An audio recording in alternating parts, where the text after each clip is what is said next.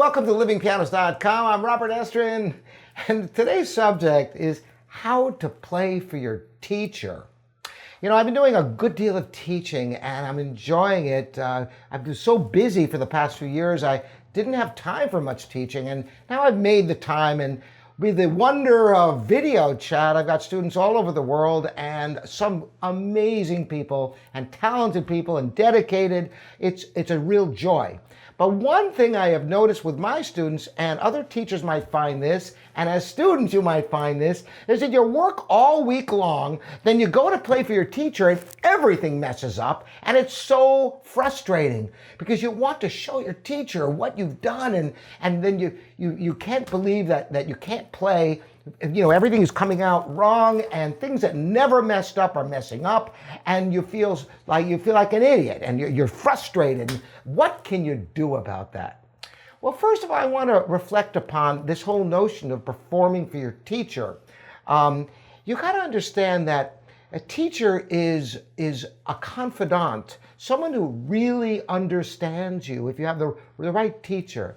And you don't have to try to impress them. They are there to help you, to nurture you, to help you get the best out of your practice.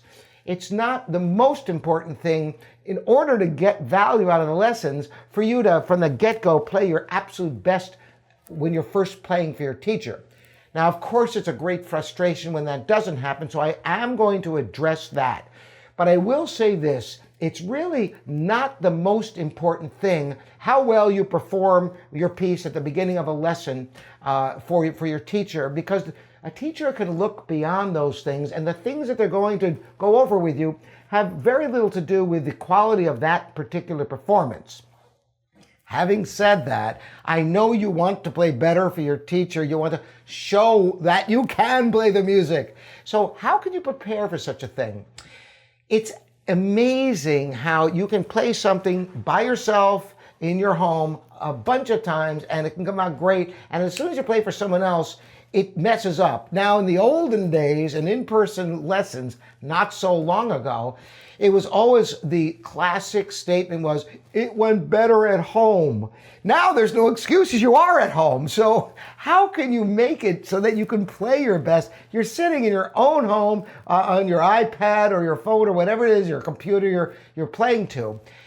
So you must prepare performing. This is critical. You know, I've talked about this a great deal.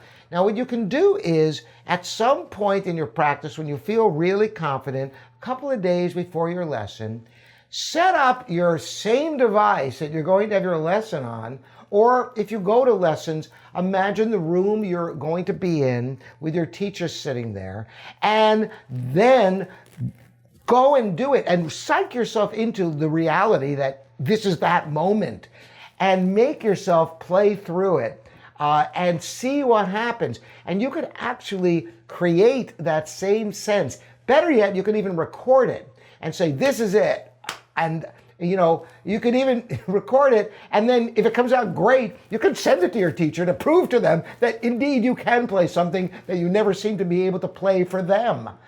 But this is the preparation. You'll always learn something from this. Now, the other element is this. You're working on a piece, and, you know, let's say it's a new piece and you just had a week on it, and maybe you don't have the whole piece learned, and the end part is really, you know, just pretty slow. Well, what do? Do you take the whole thing drastically slower? Well, not necessarily. In a performance situation, yeah, you have to, you know, lowest common denominator, whatever speed you can play the whole piece is the tempo you must play from the beginning. But you might have worked extensively on, let's say, the exposition of a sonatina or a sonata, and yet the development you really haven't gotten into that much, or later on in the work. So you want to at least play the first part at the working tempo that you have, that section, so that it's possible to work with your teacher to get that on an even higher level.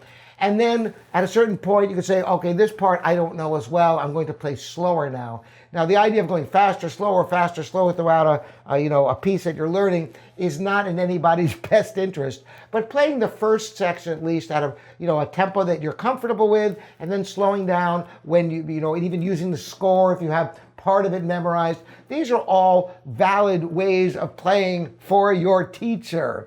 Remember, your teacher is there for you. And it's not about impressing your teacher. It's about being able to show some kind of representation in the course of the lesson so the teacher can help you guide your practice techniques for the following week. So it's not necessarily about impressing them. However, if you do take my advice and practice performing, practice recording your performance as if it's your teacher listening to you, you may be able to have more satisfaction in that initial performance at your lesson and subsequent playing during the course of your lesson, so you don't feel frustrated that you're not showing a representation of your true abilities. I am very sensitive to this, and I want everyone to know I am not judging you for my personal students. I am just there to help you. That's the message for today for all of you. I hope this helps all you students and teachers to be sensitive to your students so they can feel good about coming into lessons and playing their best, which is what it's all about. We're all on the same side here. Again, I'm Robert Estrin. This is livingpianos.com, your online piano resource. Thanks so much for joining me, all of you, and subscribing and ringing the bell. It means a lot for the YouTube algorithms to get this to more eyeballs and ears for all the piano lovers out there. See you next time.